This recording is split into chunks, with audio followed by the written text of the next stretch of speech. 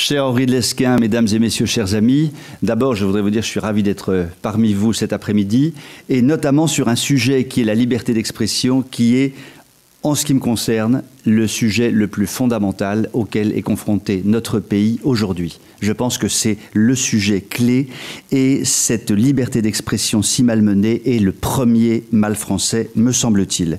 D'ailleurs, j'ai écrit un certain nombre de livres, tous traitent du sujet. Alors je suis un petit peu vexé parce que Éric Brancard a un livre à succès qui n'est pas disponible, et le mien qui est disponible, le dernier, personne n'en veut. Donc c'est franchement pas très agréable pour moi, mais je continue quand même mon intervention. Alors, d'abord, je vais articuler ma petite intervention en 4 points rapides, puisque Henri m'a dit qu'il me couperait le micro dans 15 minutes. D'abord, définir la liberté d'expression, pour qu'on se mette bien d'accord sur ce que signifie les mots liberté d'expression. Ensuite, quelles sont les conditions théorique de la liberté d'expression, puis quel est l'état de la liberté d'expression en France, et puis finalement que faire. Alors, qu'est-ce que la liberté d'expression? Alors, il y a 1001 définitions de la liberté d'expression. Il y en a une que je retiens et que j'aime particulièrement. En fait, c'est une phrase de Bossuet que j'ai un tout petit peu trafiquée sur la liberté en général. Bossuet dit « La liberté n'est pas de faire ce que l'on veut, mais de vouloir ce que l'on doit ». Et moi, je traduis ça, la liberté d'expression n'est pas dire ce que l'on veut, mais vouloir dire ce que l'on doit dire. Et je trouve que Bossuet, dans son génie, met en exergue les 2 mots fondamentaux, la volonté et le devoir. Il n'y a pas de liberté d'expression sans volonté de s'exprimer librement et sans le devoir de dire évidemment la vérité. Donc, cette phrase de Bossuet va être un petit peu le fil conducteur de mon intervention. Alors, le deuxième point, quand on parle de liberté d'expression, c'est que les libertés en général sont soumises à une espèce de principe supérieur. Elles ne planent pas finalement dans le ciel comme ça, il y a une liberté. La liberté d'expression, il y a un principe supérieur qui doit la guider, c'est le principe évidemment de vérité. D'ailleurs, sur un plan très populaire, on dit « il est prisonnier de ses mensonges ». Ça veut dire que si on est prisonnier de nos mensonges, on est libre dans la vérité. Liberté et vérité marchent ensemble. Et ça, c'est quelque chose, aujourd'hui, que le peuple français ignore complètement, et notamment, évidemment, au niveau des élites. En fait, il y a une grande confusion entre liberté et possibilité. Les gens pensent qu'on a la liberté de tout faire, et donc, ils en concluent, on a la liberté de tuer son voisin, on peut tout faire, on est libre. Alors qu'en fait, on a simplement la possibilité de tuer son voisin, et évidemment pas la liberté, parce que la liberté obéit donc au principe supérieur de la vérité. Voilà ce petit point théorique un peu général pour qu'on pose les principes à ma façon en tous les cas.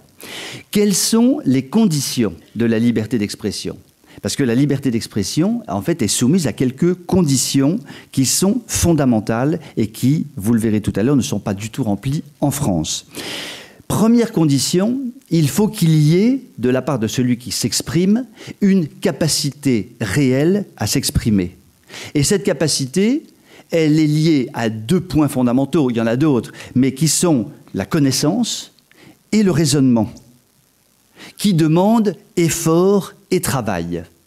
Or aujourd'hui, et je cite le pape Benoît XVI, qui avait eu une formule fulgurante comme il savait les développer, aujourd'hui, dans le monde occidental, ceux qui parlent le plus sont ceux qui savent le moins. Et je trouve cette formule admirable, et elle traduit exactement la réalité. Donc, premier point, une véritable capacité à s'exprimer. Deuxièmement, il faut que le comportement de celui qui s'exprime et de celui qui reçoit le message, parce que dans la liberté d'expression, il y a celui qui s'exprime et puis il y a celui qui reçoit le message. Il n'y a pas de liberté d'expression qui plane là encore dans le ciel. Il faut donc que le langage soit vrai, j'en ai parlé tout à l'heure. Il faut qu'il y ait considération et bienveillance. S'il n'y a pas considération et bienveillance, la liberté d'expression n'a aucun sens. Quand on voit Pierre Berger qui veut mettre une bombe dans la manif pour tous, il n'a pas la liberté de s'exprimer comme ça. Il ne dit que des imbécilités. Donc, il faut une considération, une bienveillance. Et puis, le troisième point fondamental, il faut que les lieux d'expression soient libres.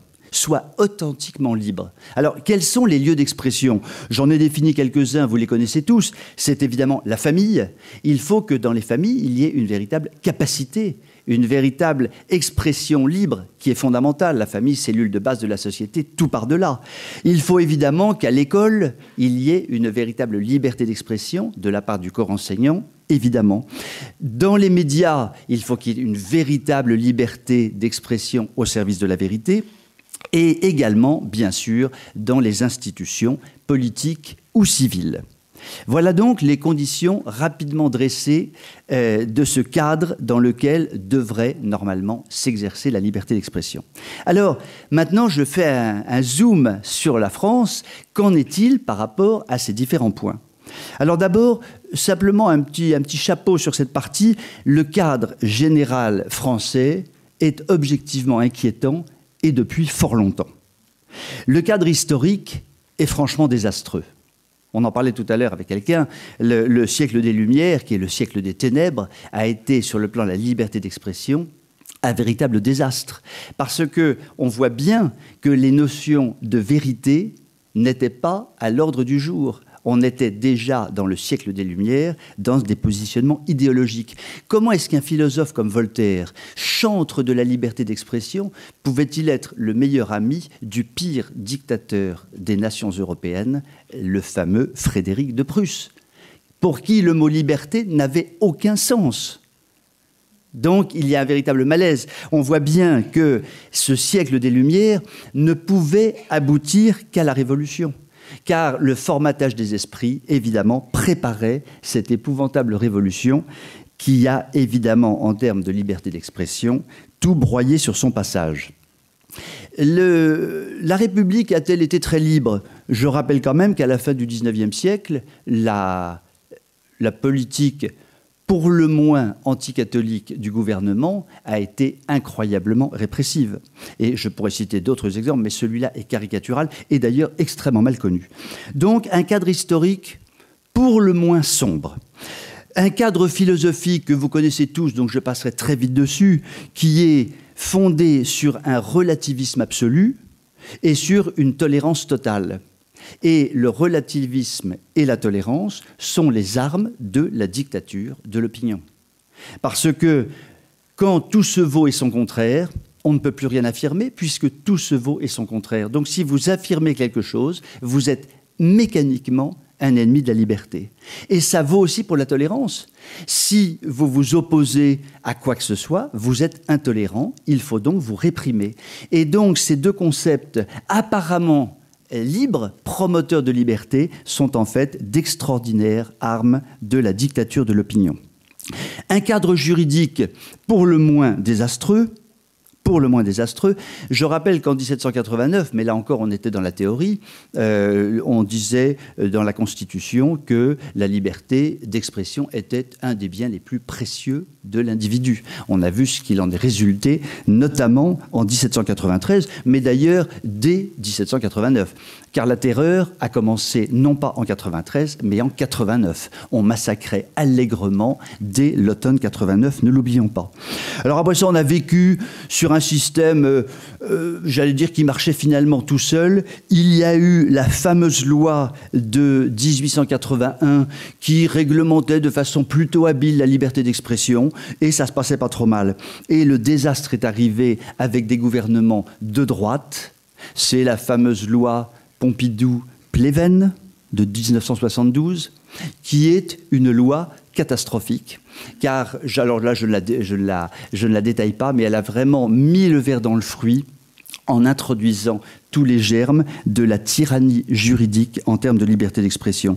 Et on a débouché tout naturellement sur les lois mémorielles à partir des années 90 et sur la loi Chirac-Raffarin, qui est une loi tout à fait exceptionnelle, la loi de 2004, qui, je vous le rappelle, a été considérée par l'excellent Geoffrin du Nouvel Observateur, qui avait fait un éditorial exceptionnel juste avant le vote de la loi, en disant, désolé, j'ai cité Henri de Lesquen, j'ai cité le Nouvel Observateur, vous m'en voulez? Bon, merci beaucoup Henri, merci. Donc ce fameux Geoffrin a dit « La France va se doter d'un outil unique au monde, mis à part dans les pays de dictature. C'est Geoffrin qui le dit, ça n'est pas moi, et cette phrase est exacte à la virgule près. Donc, on voit bien que le cadre, qu'il soit philosophique, historique, juridique, est catastrophique. Alors, finalement, aujourd'hui, eh bien, qu'en est-il, finalement, dans les lieux d'expression que je vous décrivais tout à l'heure? Si on prend la famille, liberté d'expression en famille aujourd'hui, c'est une plaisanterie. La famille est un lieu de dictature de l'opinion. De la dictature de l'opinion du politiquement correct. Comment voulez-vous aujourd'hui que des parents discutent sereinement avec des enfants qui ont été formatés dans des établissements où véritablement la liberté d'expression n'existe pas, mais on va en parler tout à l'heure.